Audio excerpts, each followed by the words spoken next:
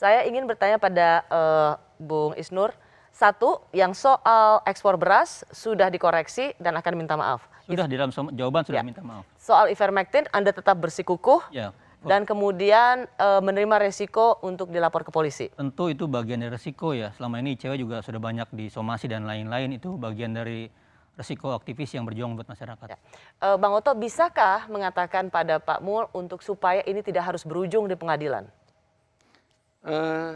Sebenarnya dari awal Pak Mul juga sebenarnya tidak menginginkan ini, karena seperti saya katakan berkali-kali, pidana itu kan sebagai ultimum remedium sebenarnya.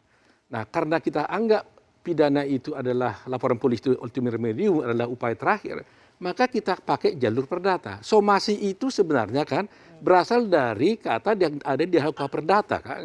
Itu jalurnya itu kan tentang hutang piutang dan sebagainya. Jadi kami menempuh somasi, jangan dianggap ini menakut-nakuti. Justru sebenarnya ini mencari jalan untuk menyelesaikan suatu soal. Itulah arti somasi. Nah, begitu baiknya Pak Muldoko sampai 3 kali diberikan somasi. Sehingga dengan somasi ini seharusnya inilah alat media untuk dapat berkomunikasi dengan ICW sebenarnya. Menyelesaikan suatu soal. Tapi ternyata kita nggak ketemu. Ya kan? Nggak ketemu ya. Karena nggak ketemu tentu harus ada ujungnya kan. Semua urusan kan nggak, kalau umpamanya Pak Muldoko tidak melaporkan, terus lantas bagaimana? Ya, jadi bagaimanapun demi menjaga martabat, kehormatan, pemulihan nama baik dari Pak Muldoko, tidak ada jalan lain, terpaksa harus dilakukan. Bukan sewenang-wenang. Itu sebenarnya cukup kita merasa agak nggak enak, karena itu jadi seolah-olah aktivis bersuara kemudian seperti dibungkam. Padahal sesungguhnya ada jalan yang lebih baik untuk menyelesaikan persoalan ini. Anda bisa dialog, Anda bisa memberikan hak jawab. Mengapa itu tidak cukup? Kita kan sudah sampaikan. Kita katakan, you menuduh. Kalau you punya bukti, buktikan. Kalau you nggak bisa buktikan, cabut, minta maaf, selesai kan? Ini kan suatu jalan secara budaya Indonesia nih kan.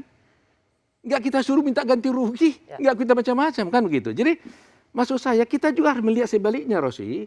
Kita juga jangan membiarkan juga ada orang atau ada tirani kan gitu ya, dari kelompok tertentu gitu loh. Jadi seakan-akan kalau umpamanya ada tuduhan kepada pejabat publik, kita menganggap tuduhan yang dari kelompok-kelompok ini yang benar. Nggak boleh. Jadi hanya satu ya, soal ivermectin itu minta maaf ya, dan mencabut itu. Semuanya itu cukup cabut, kalau selesai. Pak Luhut juga gitu, ya, Bang Junifer? Dari awal Pak Luhut sudah bilang kepada kita, tolong diingatkan kawan-kawan di sana, ya, bahwa itu tidak benar.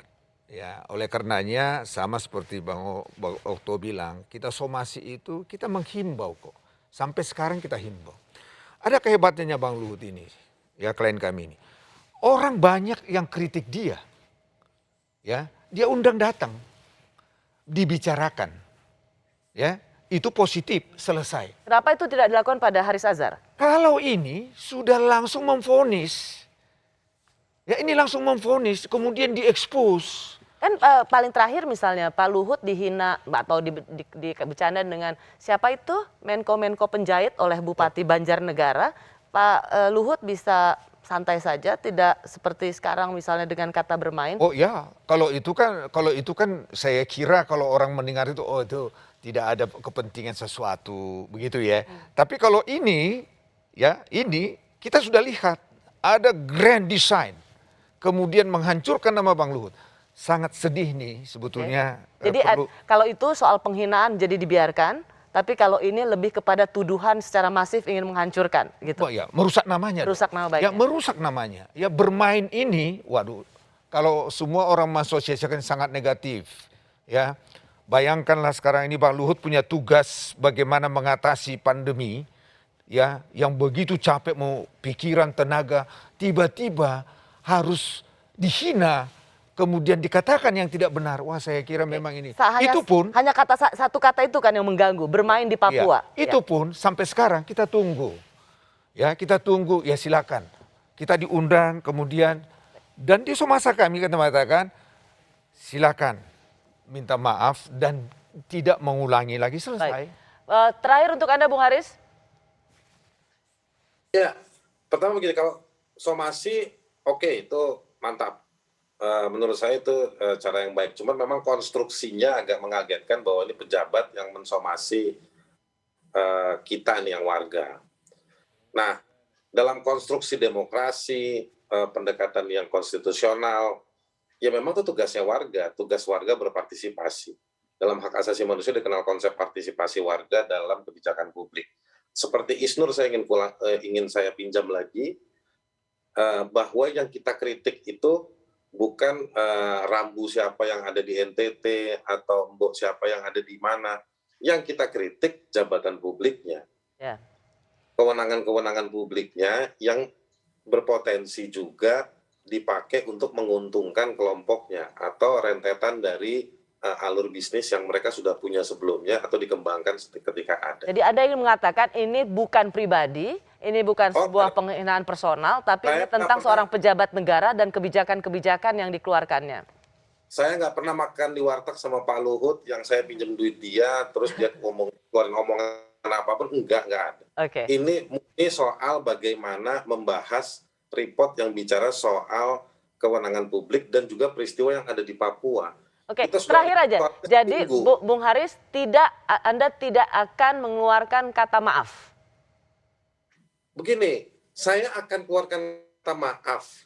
Atau saya juga akan datang ke Pak Luhut untuk dia minta juga untuk mengakui kebenaran. Itu harus seimbang, kemungkinan-kemungkinan itu tetap ada. Kebenaran apa, Mas Aris? Jangan dianggap mati atau iya atau tidak gitu, nggak bisa juga. Mas Aris, kebenaran apa? Jadi Anda mau katakan bahwa klien kami Bang, itu...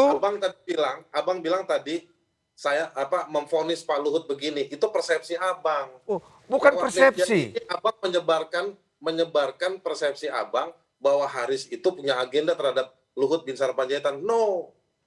Ya, itu yang kami minta penjelasan dari Aris. Apa motif? Nah, kalau tidak ada motif, katakanlah salah ngomong, ya udah minta maaf. Enggak. Abang nggak bisa pakai acara ini menuduh saya punya agenda terhadap Luhut bin Sarpanjaitan. Itu abang juga menyebarkan fitnah namanya terhadap saya. Loh, saya tidak menyebarkan fitnah. Saya hanya mengatakan mulai dari awal topik ini sudah provokatif kepada Luhut. Dan kemudian kesimpulannya, mohon maaf sekali lagi Paris. Saya sudah baca 30 lembar, sekali lagi ya, 30 lembar. Tidak ada di sana dikatakan Luhut bermain di tambang-tambang Papua. Berarti di sini yang menyatakan membentuk opini itu adalah siapa? Pak Tia, kemudian bersama siapa? Haris Azhar. Siapa lagi itu hukumnya? Hukumnya itu. Bukan YouTube aja sekalian. Iya, juga yang kita lihat, kita kan ngerti hukum. Berarti dengan demikian 55 Azhar, yes. Apa kita itu? sama-sama mengerti hukum, tapi Iya. kita nggak melihat peristiwa yang Iya toh? sama yang penting. Berarti membantu. Ya itu, makanya kami katakan. Abang melihat itu sebagai tujuan. Saya melihatnya itu bukan sebagai tujuan. Ini sebagai sesuatu yang harus dibicarakan. Ya makanya kalau dibicarakan. 9 organisasi bikin laporan tentang bau kelingkingnya seseorang. Bukan, kita fokus, Mas Aris, kita fokus. Saya kasih contoh itu supaya kita fokus. Nah, sekarang mau saya himbau Mas Haris. Sudah terbukti di dalam buku kemudian hasil kajian itu tidak ada kata-kata bermain. Ya tidak ada. Sekarang Anda tetap bertahan menyatakan atau dasarnya adalah dari kajian. Ini kan berita bohong. Bang, Bohong, Mas. Kata-kata itu produk dari budaya. Ya, Ini itu penafsiran. Faktanya sudah keluar kata-kata itu. Iya. Ya. Udah keluar kata-kata itu. Baik. Itulah unsurnya. Jadi begini, kita sudah orang yang menggunakan kata-kata Jadi- itu, kamu menggunakan kata-kata ini maksudnya apa? Karena dia yang memproduksi. ya. Dia Baik. mungkin pernah melihat datanya, dia pernah melihat referensinya.